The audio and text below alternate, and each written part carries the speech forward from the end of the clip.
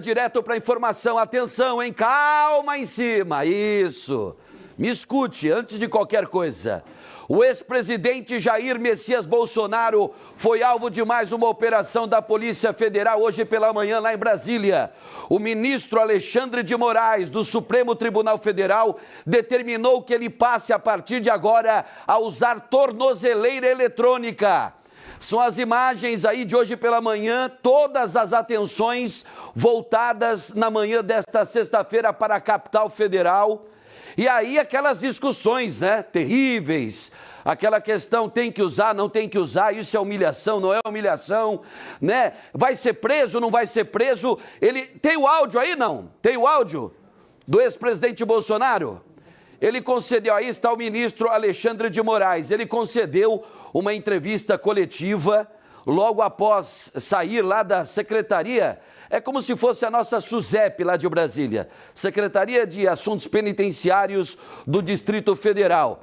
Eu quero chamar agora comigo aqui no nosso estúdio do Boa Tarde, pode deixar a imagem aí, enquanto ele vem, pode vir, Macalossi. Guilherme Macalossi, nosso comentarista de política e também diretor das rádios do Grupo Band RS. Bom, pode deixar, coloca aqui no telão aqui, Chiclé, enquanto eu e o Macalossi conversamos. Primeiro, bem, Mota? Boa tarde, Macá, tudo bem? Dia agitado. Sextou no Brasil, Mota. Que semana, hein? Que semana, encerrando a semana com Brasília em polvorosa. Na verdade, o Brasil e o mundo, né? Porque também tem reflexos lá nos Estados Unidos. Eu já quero perguntar de cara, você concorda com o ex-presidente Bolsonaro quando ele diz que está sendo humilhado pelo Supremo Tribunal Federal? Obviamente, o ex-presidente vai fazer de tudo para transformar esse episódio de hoje num drama pessoal.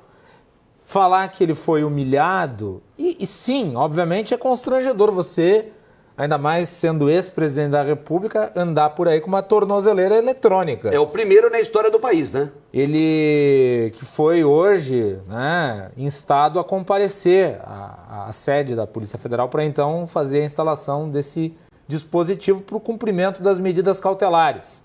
Agora, cumpre um objetivo político. Ele vai usar essa retórica para incendiar os seus apoiadores, para mobilizar os seus aliados políticos. O trabalho do PL em cima da repercussão desse episódio vai ser muito pela pressão político-ideológica no parlamento, através dos canais, principalmente com o governo norte-americano, que virou hoje, digamos, o sustentáculo de atuação da família Bolsonaro. Então, ele tentará, a partir dessa ação, praticar um ato de vitimização, se é que nós podemos usar a palavra, Mota. Ele negou, durante a entrevista coletiva hoje pela manhã, né? Sim.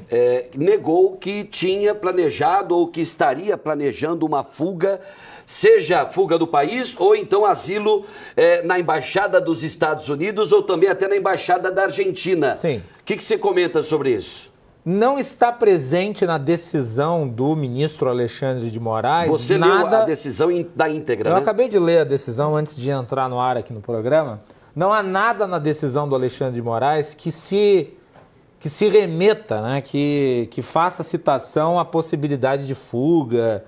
A decisão do ministro, ela vem na linha de uma ação preventiva contra o que ele entende ser uma tentativa do presidente, em associação com o seu filho, que está nos Estados Unidos, de obstruir o processo que ele enfrenta no Supremo Tribunal Federal, utilizando-se do apoio de agentes políticos estrangeiros.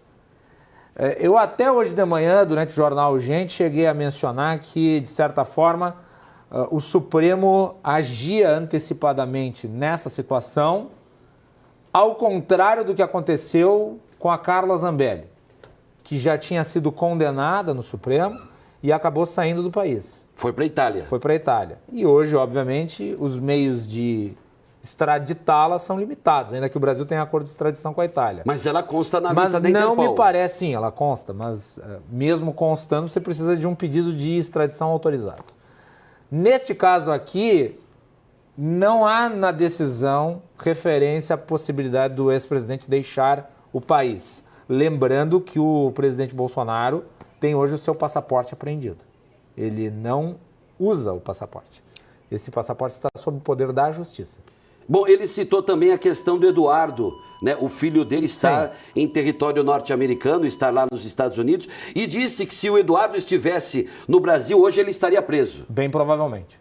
Bem provavelmente porque a decisão do Moraes, ela tipifica uma série de condutas criminosas que seriam atribuídas ao Eduardo Bolsonaro e ao Jair Bolsonaro. Eu até digo o seguinte para os nossos telespectadores. O ex-presidente só está usando uma tornozeleira eletrônica porque é ex-presidente. Fosse qualquer outro réu, já estaria preso. Mas Lula foi preso. Foi, mas foi com sentença. No caso aqui, não seria por conta de uma sentença. Bem lembrado. Seria por conta de uma preventiva. Seria por conta de uma prisão de outra natureza. Daí não por conta de uma decisão judicial, mas por conta de uma eventual ação delituosa no curso, no meio de um processo. Por exemplo, a tentativa de obstrução do processo, que é um crime. Bom, O Eduardo Bolsonaro, ele é tipificado... Eu até fiz algumas anotações, Mota, e eu acho que não há problema de a gente recorrer a texto, porque o que importa para os telespectadores é a informação correta.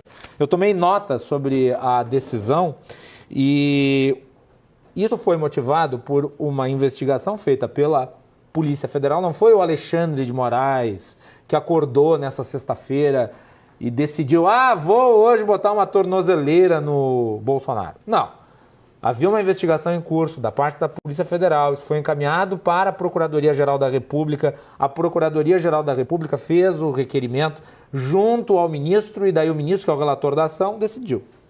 E lá, inclusive o Ministério Público menciona o artigo 359(1) do Código Penal em relação ao Eduardo Bolsonaro. Abre aspas, negociar com governo ou grupo estrangeiro ou seus agentes com o fim de provocar atos típicos de guerra contra o país ou invadi-lo, fecha aspas. É um crime previsto no Código Penal. O que é um ato típico de guerra? Sanção econômica. E daí a decisão ressalta a uniformidade, né, a ação conjunta de pai e filho para obter essas sanções de natureza econômica como forma de pressionar o Supremo Tribunal Federal a não investigar ou abrir mão da investigação, o que obviamente constitui isso daí naquele outro tipo de crime que eu mencionei antes, que valida a preventiva, que é o crime de obstrução do processo jurídico. Bom, ele já está Essa usando... é a base. Eu não estou fazendo, só para deixar claro, eu não estou fazendo nenhum juízo aqui. Eu estou fazendo uma leitura que é complicado. Decisão do ministro Alexandre de Moraes. Eu estou tentando ser assim o mais claro possível com o nosso público. É uma temática difícil essa. Mas essa é a base da decisão. Bom, não está descartada a prisão porque aí depende de uma futura ou provável condenação. Na verdade é o seguinte, na decisão do Alexandre de Moraes, como em qualquer medida cautelar, o que é uma medida cautelar? É uma medida preventiva de uma determinada ação que pode ser criminosa. E, especificamente aqui, o ministro menciona cautelares alternativas à prisão, ou seja, medidas restritivas, que não são prisão, mas que impõem ao réu uma série de limitações. Dentre essas medidas está essa, de não poder chegar perto de embaixada, não manter contato com outros réus, ter restrição no uso de redes sociais, usar a tornozeleira eletrônica. Então, se no curso da decisão ele eventualmente descumprir uma das cautelares, a decisão do ministro estabelece daí a conversão da penalidade em prisão. Se ele chegar próximo dessas embaixadas metros que eu citei. Ele não pode se aproximar mais do que 200 metros. Qualquer embaixada ou, no caso específico, das embaixadas norte-americanas e argentinas? Em geral, embaixadas. Ele não pode se aproximar num limite de 200 metros. Como acontece naquelas situações, eu não estou comparando crimes, mas eu estou comparando situações. Aquelas medidas preventivas de possibilidade de, por exemplo, um agressor chegar próximo da vítima. É uma medida de limitação de... Como se fosse uma medida protetiva. De proteção, exato. Tá certo, então. É isso. Deixa eu agradecer, Guilherme Macalossi. Essa é a decisão do ministro. Deixando claro, né, que é nosso comentarista de política, mas ele se ateve especificamente à notícia, os detalhes dessa notícia e a essa decisão, principalmente a decisão do ministro Alexandre de Moraes. Só mais uma pergunta que eu considero importante, até porque tem muita pergunta chegando também via Zap. Quiser colocar o QR Code na tela aí, Sérgio? Pode colocar o QR Code na tela aí. A pergunta é, o que se esperar agora de uma nova retaliação por parte do governo norte-americano, do governo Trump? Agora, fazendo uma análise política, até geopolítica, né, porque envolve dois países. Os setores econômicos estavam aguardando, né, uma baixa na temperatura para poder ter, por exemplo, um adiamento no prazo das tarifas que passam a vigorar a partir do dia 1º de agosto. Eu duvido que isso aconteça. Muito antes, pelo contrário, eu acho que a decisão do Supremo, eu não estou dizendo que o Supremo não deveria ter decidido como decidiu, porque o Supremo, inclusive na decisão, reafirma a sua legalidade, a sua atuação.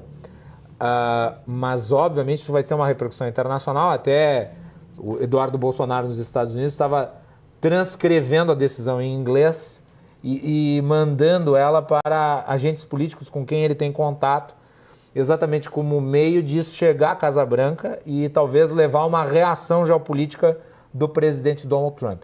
Então, eu acredito, Mota, que isso pode até fazer com que o cenário das relações geopolíticas fique ainda mais atribulado. E eu não duvidaria de novas sanções econômicas, como, por exemplo, um novo patamar das tarifas sobre o Brasil ou até outras tarifas adicionais. Um novo tarifaço, porque o que está previsto para 1º de agosto, 50%. Poderia aumentar esse percentual aí para 100% de tarifaço? O presidente Trump já fez isso e ele faz isso com liberdade, porque nos Estados Unidos a política tarifária ela é concentrada na figura do presidente e ele pode usá-la de maneira livre.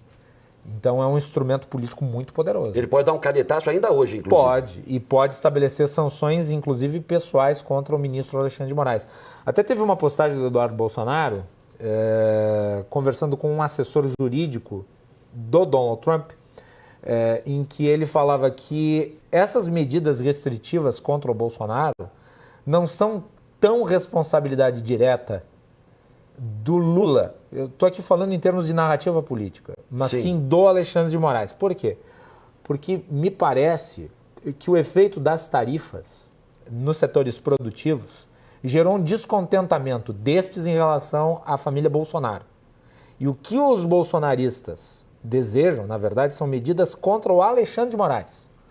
Então, de certa forma, nessa mensagem, ele tira um pouco o Lula do enfoque e, digamos, ressalta o Alexandre de Moraes, para que talvez numa eventual medida que seja acionada pelo governo norte-americano contra o Brasil, ela seja direcionada para o Alexandre de Moraes e não necessariamente para a economia brasileira.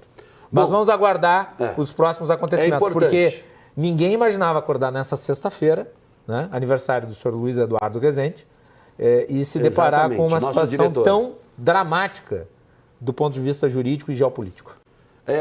A notícia do dia, sem dúvida nenhuma, e que, reforço, né, extrapolou as fronteiras do Brasil, principalmente chegando aos Estados Unidos, e é bom a gente se preparar porque, pelo que a gente observa no comportamento do presidente norte-americano Donald Trump, vai vir retaliação mais séria do que os 50% previsto de tarifaço, né? Previsto para o dia 1º de agosto. Muito obrigado, viu?